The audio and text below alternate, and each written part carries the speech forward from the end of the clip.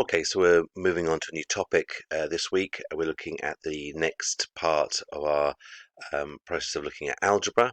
So we're looking at equations. So before we broke up, we were looking at algebra in the context of just expressions, 2x plus 3 and substituting numbers in, doing some basic algebraic operations. So we're now going to actually look at equations where we're actually going to use algebra to solve problems. Simple problems to start off with. We have to build up your skills. So the first thing to understand about an equation is what it means. So an equation is anything where you have one thing is equal to another, and there's an equal sign in between. So whether it be an algebraic expression and a number, or whether it be two algebraic expressions, one algebraic expression equal to another algebraic expression. Okay, that would be an equation. So here's a really simple example of that. So x plus 7 equals 13. That is an equation. Okay, because there is an equal sign in between. Okay, so we have an algebraic expression being equal to a number. Okay, very, very simple. The x is the unknown thing, although I'm sure you can work out what that unknown is. But in the basic sense of that being presented to you, the x is unknown until you do some mathematics. And usually with an equation, it actually means something particular. It is a particular value. So, and when we're trying to find that value, what we say, the verb I suppose we use is we are solving the equation. We solve this equation by finding out what x actually is. If you're asked to solve an equation, that is where you're being asked to find out what is the unknown, what is the number that should be there instead of the letter. So in this instance, I'm sure it wouldn't take you too long to realize that x is equal to 6. And one little theme that I'll mention to you now, but we'll look at more appropriately or properly next week, is this idea that when we're doing our work, and I know some of you still won't listen to me when I'm actually giving you advice, but there we go. The idea when we're setting our work out, we're going to make sure the equal signs are in line. We're always going to have this idea of there being a left-hand side and a right-hand side.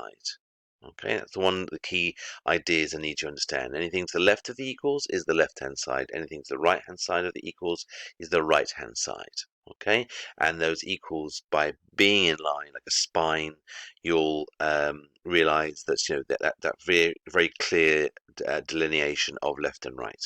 Okay, so that's the process we're going to be looking at over the next couple of weeks. Now, one thing we need to be aware of, and when we're doing some work, is the idea of inverse operations.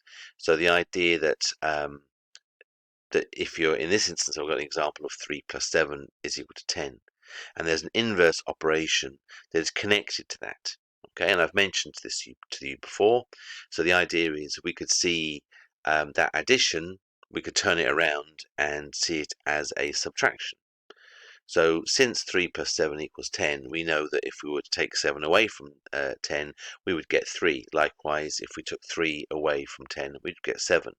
So there's a connection between addition and subtraction. They are what we call inverse operations.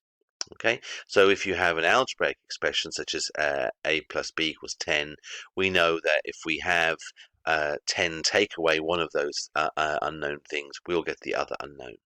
Okay, so there's a connection there, and we're going to use that idea of inverse operations to be able to do some of our solving. Just very quickly, that's addition and subtraction and the connection. We also have the same with multiplication. We have a situation where multiplication and division are connected as inverse operations. So if we know that 3 times 4 is equal to 12, we therefore know that 12 divided by 4 is 3, and we know that 12 divided by 3 is 4. Okay, so likewise in algebra, remember the multiply sign is usually not written. So we have a, b, that means a multiplied by b. Okay, so the inverse operation with that would be if I took 12 and divided it by one of those letters, so here 12 divided by b, it must equal the other factor that's there. Okay, there's two factors being multiplied together.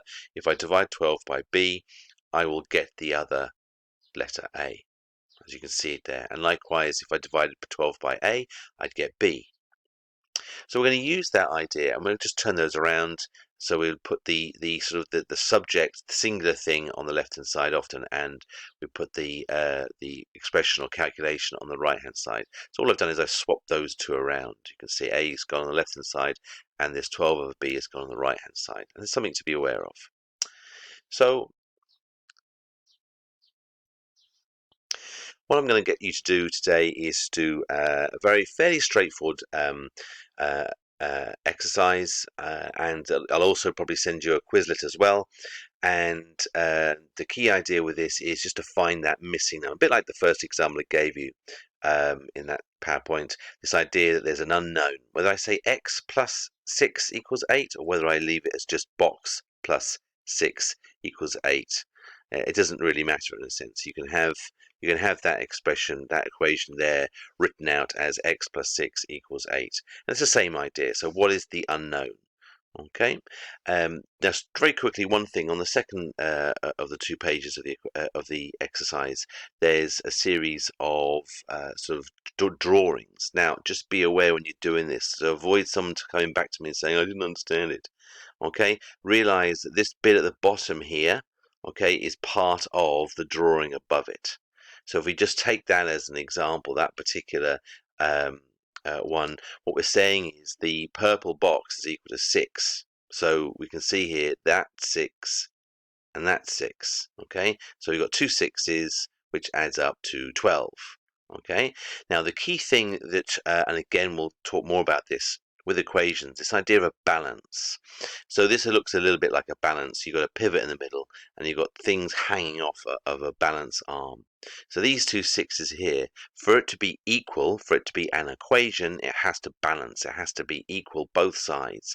So what we understand is this object on here, this green triangle, has to be the same value or size or weight as what's on the on the right hand side. So if we think of these two boxes here being equal to 12 in total, then this green triangle must be equal to that. So in that case, the green triangle is equal to 12.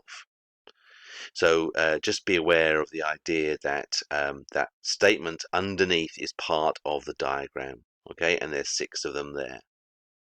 Okay, so I'll be asking you to do exercise 14.1, which is on page 316, and I'll also be sending you a Quizlet. Thank you very much. Any questions, obviously just message me and I can go through a bit more detail if need be.